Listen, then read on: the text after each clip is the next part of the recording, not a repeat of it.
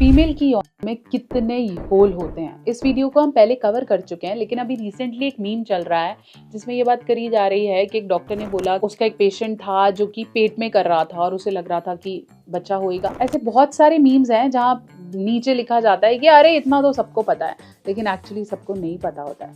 तो कितने होल्स होते हैं फीमेल में और कौन से होल में डालना चाहिए ताकि जब आपको अंधेरे में भी करना पड़े तो आप कर पाओ।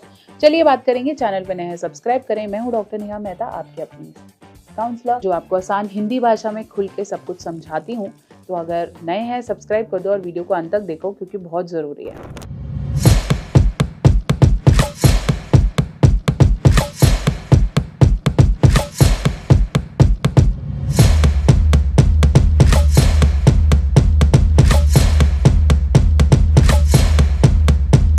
तो चलिए हम बात कर रहे थे कि फीमेल में कितने होल्स होते हैं, कौन सा ऐसा होल है जिससे बच्चा होता है या जिसमें इंसर्शन करने से आप प्रेग्नेंट हो सकते हैं या फिर जो सेक्सुअल प्लेजर के लिए बना होता है। हम बहुत ज़्यादा कॉमन इस बारे में बात करते हुए देखते हैं कि एनल कर लो, ओरल कर लो, वजाइनल कर लो, लेकिन क्या इसके लिए अलग अलग होल्स हैं?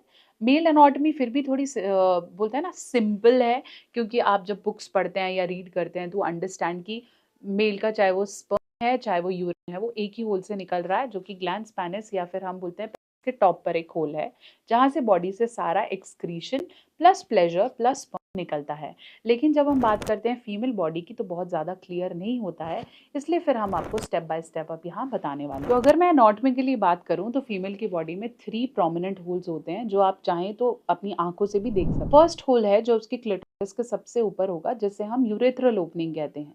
ये वो ओपनिंग है जहाँ से यूरिन एजैकुलेट होता है।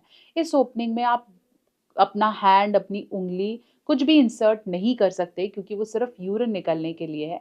उसके अंदर मैक्सिमम केसेस में डॉक्टर जिसे बोलते हैं कि यूरिन की थैली लगाते हैं अगर कोई सर्जिकल ऑपरेशन हो तो वो इतना बड़ा नहीं है कि वो आपको दिखेगा या आप उसमें कुछ भी इंसर्ट कर सकते हैं। दूसरे होल की अगर हम बात करें तो वो है आपका वजाइनल होल, जो कि यूरेथ्रल ओपनिंग से थोड़ा नीचे है, जो बहुत आसानी से दिखता है और जहाँ पर आपको इंसर्ट करने पे प्लेजर आएगा, प्लस वहाँ मैक्सिमम फाइब्रल एंडिंग्स हैं, प्लस वहां से ही बच्चा होता है, which is the opening to sexual pleasure.